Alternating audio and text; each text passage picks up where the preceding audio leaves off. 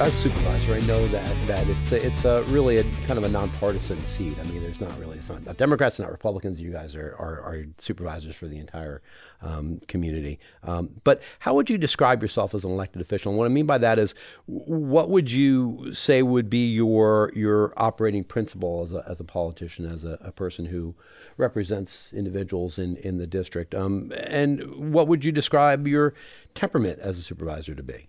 I try to be fiscally conservative. I try to make sure that taxpayers never in trouble in the future.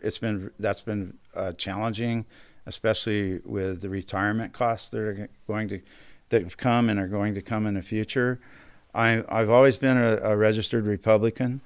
I don't play real hardball partisan politics because I don't believe that serves me well in serving my public. And I've never asked a person what their party is if they come in my office or ask me a question. I think I've garnered support from Green Party members, Democrats, Libertarians, and Republicans because I put my constituents first. My job as a local representative is not to get too tangled up on state or national issues that don't impact my people.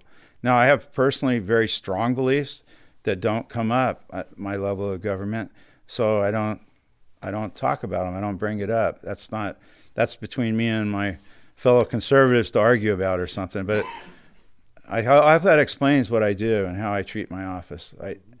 We've been pretty much on a balanced budget for all these years. It's been difficult. I remember when we took a pay cut. Everybody forgets the Board of Supervisors took a pay cut in front of our employees because we thought that was a good example. And funny, years later, you get that back as the judges get a raise, and everybody forgets the part where we stood in front and took the 5%. That was a tough thing to do, ask your employees to take a pay cut. We asked them to go 7 years without any wage or benefit increases. I was well aware of that. I'm a working guy, and but to keep it in a balanced budget, we had to do what was necessary, and that's working with diverse people as Jane Dolan and Larry Wall. Kim Yamaguchi and now Doug Teeter. It was who was it? Kurt Josiason, and now I got Steve Lambert. And Maureen Kirk. I love her to death. And Marianne Howks. Oh yeah, Marianne. We got along well, and we always the county's always had a balanced budget all these years because of that. That's important. Beyond that, I have compassion towards people.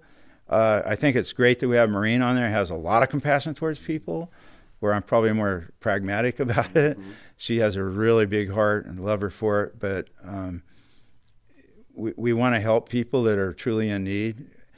And then, again, it's balancing what it costs, to us as a society and us as a taxpayer. I think that kind of says who I am.